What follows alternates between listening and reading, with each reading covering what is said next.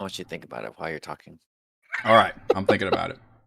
Hello and Free welcome to banana Frostside pudding. Chat, our weekly live post-session discussion where we talk about what just happened during D&D. This is the chat for session 10.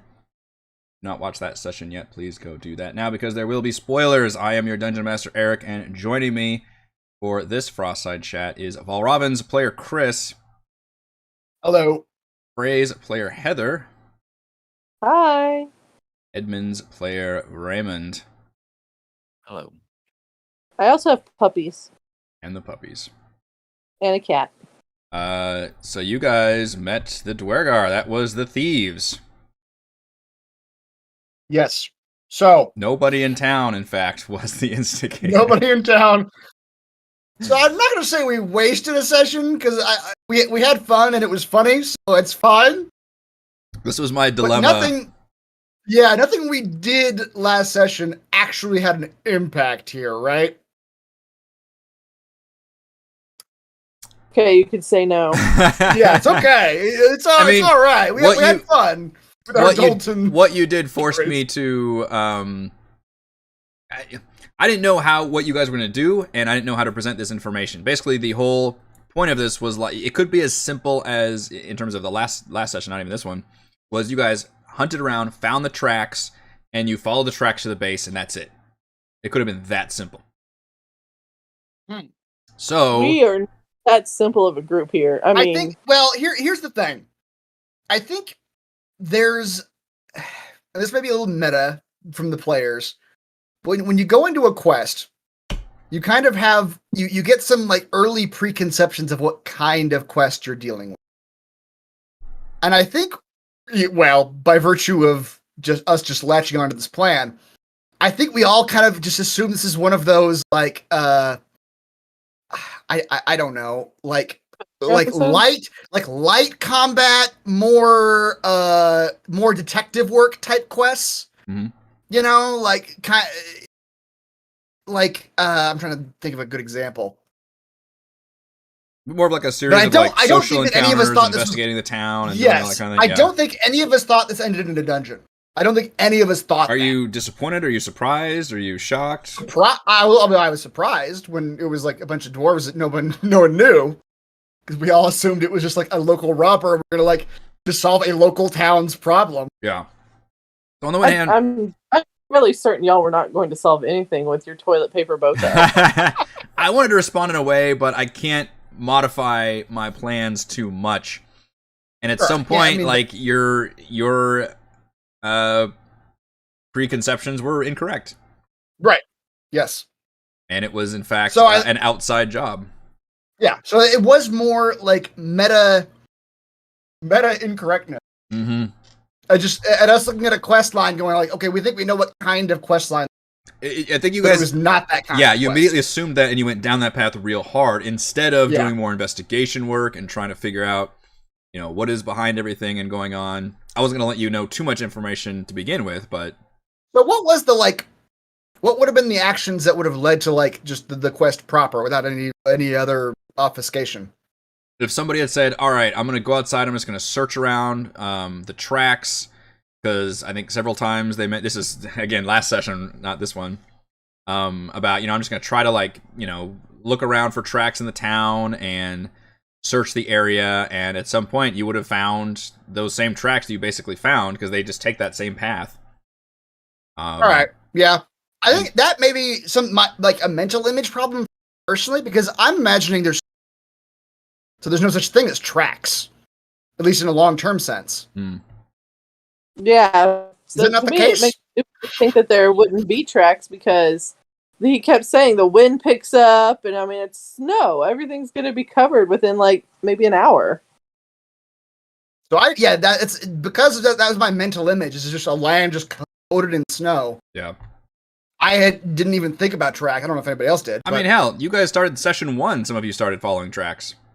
I mean, tracks can still be. Sure, but I think there. I mean, this like when you talk about snow tracks, it's like you got like an hour. It's like something that happened recently. Mm. I was gonna maybe just us bringing outside knowledge into a game that maybe it's not true in. I mean, to an Played in extent, episode 1 too. there was a point where, if you recall in this session, once you made it far enough, the track started getting harder to follow, and there was a skill check involved in that. So yeah. But that's a bit of D&D magic in terms of like, well, we want you guys to be able to continue on the quest and not just have a hard stop. So there is always going to be tracks you can find. The question is just how hard is it going to be to follow those tracks? Okay. And translate that into like survival checks and con saves and all that. But what I responded with is like, okay, well, they're going to spend another night here. So I need the Dwerger to make another hit. Something. Yeah, to do something, because I've established that they've done all these things. And there's nothing else in the book about that. So I had to figure out, okay, what would be logical for them to do. I can't tell too much more about it because you're still trying to figure out like what exactly their long-term plans are entering this place. But essentially now they've stolen a bunch of things. Now they're kidnapping people. And they would go to the inn to do that as, a place that's rich in people and low in security. And it just happened that there was one person at the end. Yeah, one person at the end. So back to what I was saying earlier about like what kind of quest is it? That I think it not only had to do with like location, but it also had to do with stakes. Like they had stolen like supplies and a lantern and just stuff. So I think just in our heads it was a low stakes quest. Very like, all right, somebody's like stealing people's chickens. It's partly why I like this quest, because it starts like that and then just snowballs. To use a pun. Yeah. Frey, So Heather picked up on this. Smart for. So I was gonna say Heather picked up on this whenever I don't know if it was this session or last session, Hun, where you mentioned the fact that like they're stealing survival gear, like they're not in town, they're like out, and that was a good clue because that's exactly what the case is. They're stealing survival so that they can have all these supplies because they're not in town. They're trying to basically build up all their provisions in this other base. Yeah, that was last session. Whenever she got frustrated with them trying to come up with this cockamamie plan, she was like, "Am I the only one who noticed this?" Yeah. And then when nobody else apparently paid attention to that fact, that's when she walked out and she's like, "I'm done with y'all." You actually picked up on that in terms of like they're stealing like things to survive, so clearly they're not in supplies, so clearly not in town. My interpretation of that, if I was like jumping ahead in my mind, was that it was somebody like survivaling. Like it was somebody who was like the world's ending. Like an apocalypse scenario. Someone's stealing supplies. And like in town, like they were boarding up, like just hoarding it. Yeah. That's where my mind went with that. And that's kind of the trick, and this quest is designed to kind of trick you like that, where it's designed to be kind of innocuous at first. They're stealing kind of silly things almost to an extent, and then you suddenly realize like, oh shit, there's like this fucking Dwerger's talking about like apocalyptic shit, and like what are we getting our hands into? There's a dragon somewhere? Okay. So I included a scene, which I didn't bother putting a map together because I was like, this is just going to be a quick combat scenario. And I'll go ahead and say, I even talked to Heather about like, what if I even just kidnap you? Like, I don't even include that scene, but just you lose the fight and you get kidnapped along with the NPCs, and now the other party has to deal with that. We do a split thing, and she would have been fine with it, but I thought ultimately like this would have been interesting, but also would have been really challenging for me, because to make sure that she's doing things at the same time, and now she has information, and you all have that meta knowledge of, if she's somehow able to free herself and all this, it would just get real kind of crazy and put a weird time crunch on things. Now, to be fair, whenever you did approach me about that and say that I would lose the fight, I looked at you and said I wouldn't lose the fight. Right, yeah, it'd have to be it'd probably be like it was some magic used on you was the only way to actually kidnap you. I didn't know the fight would be this fucking one-sided, though. God, that's stupid. I originally thought, like, okay, this will be a fun little, like, back and forth, and, you're, obviously, I think you can, and you're the single best character to be able to take somebody on one-on-one, I'm pretty sure. Right. You didn't have to rage, you just... Eat damage and deal damage. And deal damage, and it just works perfectly against an enemy who's just going to stand there and swing at you. I did not know you would absolutely destroy that Dwerger to the point where you took 0 fucking damage. So that was a little, even though it lasted like 3 rounds, just never rolled higher than like a 5. So that was a little crushing for me. But next time, honey. Yeah, you got to see the abilities. Now it makes sense how they were able to do all this, because Dwerger can turn invisible. So obviously that was how they were able to steal a lot of supplies. without being seen. And this was and again, if you had just killed that Dwerger, then the tracks are there, so you could just follow the tracks. Thankfully, you're also assuming our group is smart enough to be like, oh, we should follow the tracks. I know how many times I've said the word tracks before people are like, maybe we should follow the tracks. But I loved the interrogation scene. It went far longer than I expected. Obviously, I had notes about what that Dwerger knew. What's funny to me is I didn't expect you guys to go so hard on the good cop angle on this dwarf. This is just... Raven's a good guy. I know. He's not a... This is the weird thing. I'm not used to you guys playing nice characters, I think, is the problem. Yeah. You guys are always playing such anti-hero assholes that would just rough up like whatever prisoner you had. And we you got guys, some of those. We got a couple yeah, of you got a those. couple of those.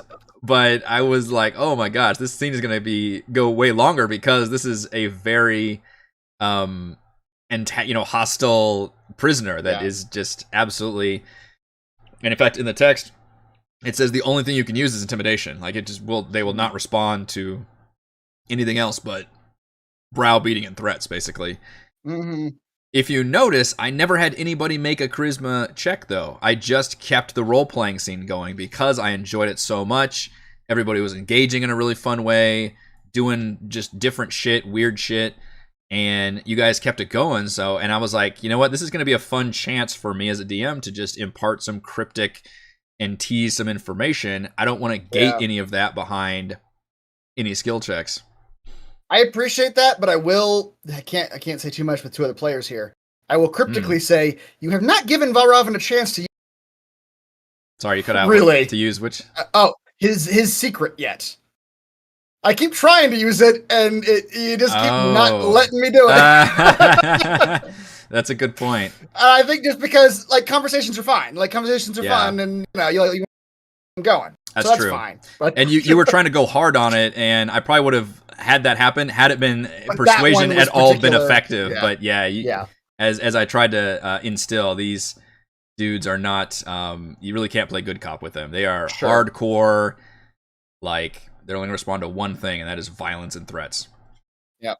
Which then I was really bummed that my plan B didn't work. That was the suggestion. Yeah, that would have been one number he could have rolled. That would have been great. Yeah, you're right, because he had a +0, and I think that was the only thing he could roll to avoid it was on that. Which if I roll, after I rolled. After you rolled the 6, true. On the Bardic Inspiration. Yeah, you literally did as best as you possibly could on all the things. So and yet still wasn't good enough. What's interesting is because of that, and because of the entire fight scene, you guys know a lot about Dwerger before entering the space. Yeah, you guys actually learned a lot of their skills, a lot of their defenses, a lot of their personality and attitudes. Which I thought was fun as a DM, because a lot of times when you fight enemies, it's just you don't have a lot of personality to them, or the players have to use meta knowledge to be like, oh, well, I fought Dwerger in this other campaign, and I know what they can do and all that.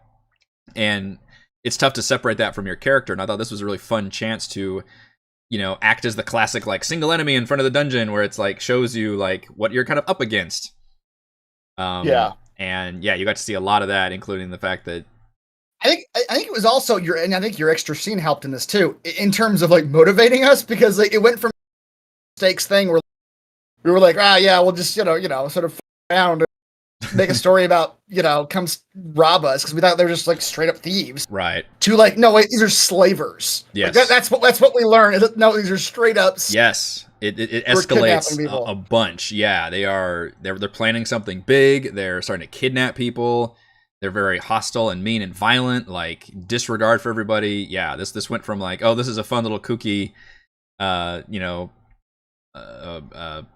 doomsday prepper to there's something going on here. Yeah, I like this quest line for that.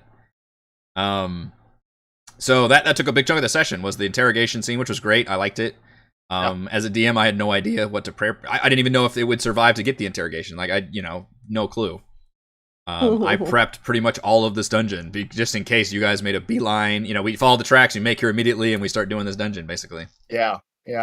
Instead, that took a good chunk of the time, and then we made it to this outpost, which I like. The tracks can kind of tease creatures that are here, which is always fun. Right, yep. Tease seemingly now like half accurately. Yes. Oh, it's an ogre. Oh wait, no, it's like an undead ogre. Yeah, which is another fun tease. Yeah, I like that one a lot too. And you pretty much picked it up, which as a DM, I kind of handheld you guys a little bit, but you kind of have to anyway to paint the picture. But it was very much like, hey, the path you're on does lead up to the entrance, but there's like multiple vantage points overlooking this fortification.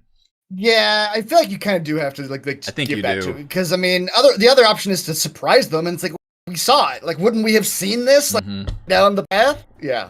Yeah, and it says in the written text, even though you guys on the map technically can't see with the darkness and all that, it does say in the written text, like when you're approaching, you see all these things, and it mentions the text like, you know, there's stealth checks involved. It doesn't say like they immediately open fire on you guys, so you have a chance to like respond to all these things. So yeah, that's what I took it to mean. Like you guys get this information, and then you can plan on what to do from there. And you guys pretty much picked up exactly on what you need to do to be able to make it over there. But yeah, I misunderstood the situation. I thought Thimble was about to have his own one-on-one fight. But it was like an enclosed like guard box. Yes. That we ended up having to just sneak around entirely.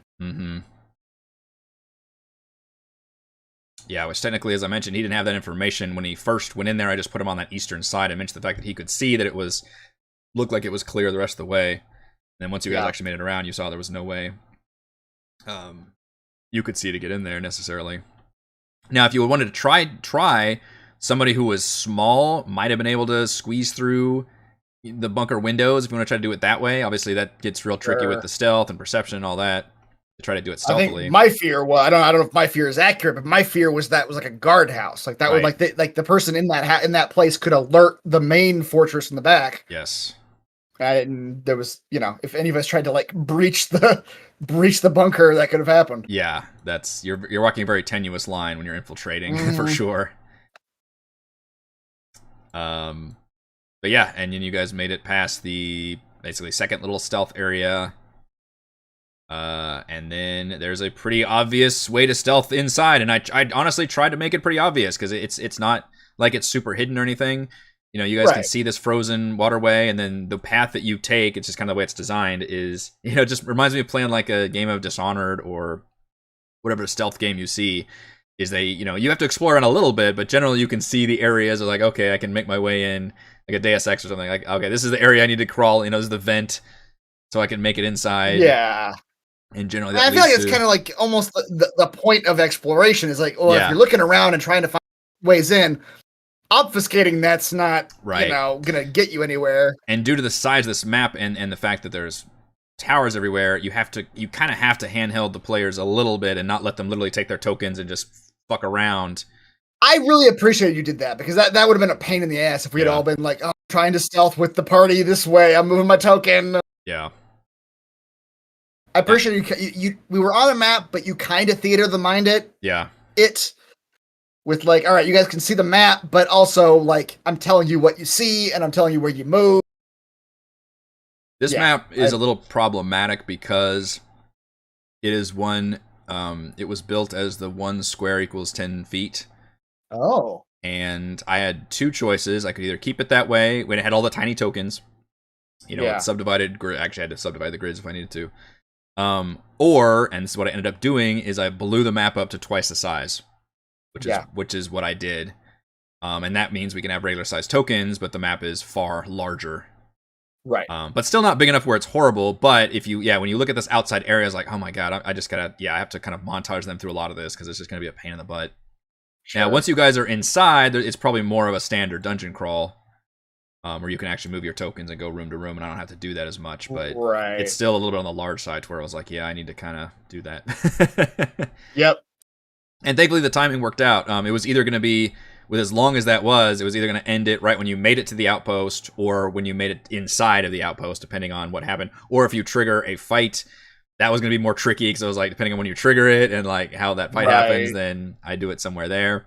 It wasn't until you guys basically were stealthing past this top room that I was like, okay, I got to start the MVP poll because we're going to end this shit like as soon as they make it inside and go up the well. Because that's the smart way of going. Yep.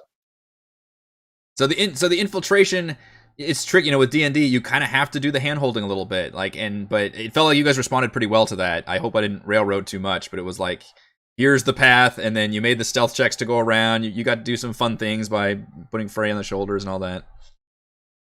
Yeah, and this is, I mean, not a problem with, but this is. I feel like this is the best solution.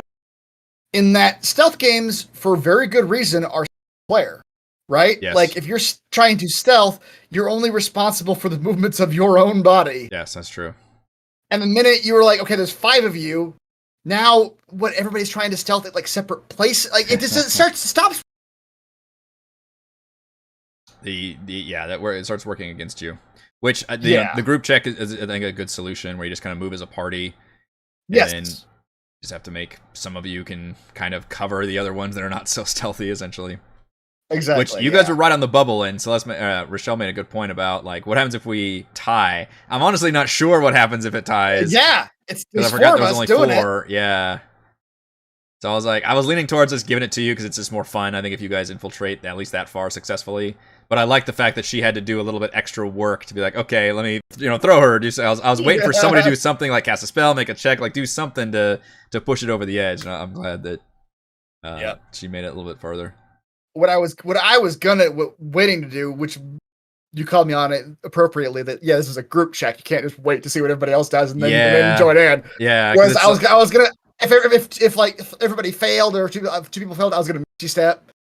But to your point, it's if you're doing it as a group, you gotta do it as a group. You gotta do it as a group, yeah. Yeah. Otherwise, then it is just individually people like going past one at a time, and that's individual stealth checks. You could have Misty stepped inside the whole place then. I could. Well, Thorrum is not gonna do that. No, he's not gonna do it. But it's technically an option because it was a space you could see. And yeah, I thought we left it in a really fun place with surprise. It's a fucking zombie ogre. Yes, but the zombie ogre, the lead almost got buried by the goat. But yeah, Thimbleweed was immediately jumping on that shit. That was so funny. He was like, as soon as he saw the goats, he just a big grin. He's like, fucking speak with the goats. And I was like, all right, but also zombie ogre. I love it. Yep. Pick a number. Anyway, were the goats supposed to be there, or did you put them in there? The goats are supposed to be there, and if you recall, the Dwerger did steal goats from the tavern. Oh, that's right. That was one of the things that was stolen. My memory of that was bad. It was chickens, if I remember it. Yeah, goats are always following you guys around everywhere. Yep. But yeah, the goats are supposed to be there. Honestly, so I added the whole Dwerger kidnapping people in the inn thing, the fight scene, the cut scene. I think was a really good idea because I don't know if we would have cared it quite as much if it had just been like supplies being stolen by these dwarves outside the town. It would have been like, all right, well, set up more security or something. I don't know. That's true. I didn't think about. They're just stealing your like minor shits. I don't know what you want. Yeah. So I added that bit to make it a little bit more just exciting and I think it went really well because you guys had the fight. I wish the fight scene were a little bit more bloodier, but we ended up with a fun interrogation. Otherwise, everything so far, this place is. Well, we can talk about that after we do this session. That covers this dungeon, but so far, the stealthing and all that making inside that was all as written. Yeah. Can you talk at all about what? Well, I don't know if you can talk about it yet because we passed it technically, but maybe it could come into play again. Like, what would have happened if we had like attacked that bunker that we stealth passed instead? Yeah, I guess I can't technically talk about it yet. Yeah, we're still in the general area, but I don't know if we've like moved past it at this point where we're like, we don't have to go back. I don't know. No, I don't think I'll talk about the those areas yet.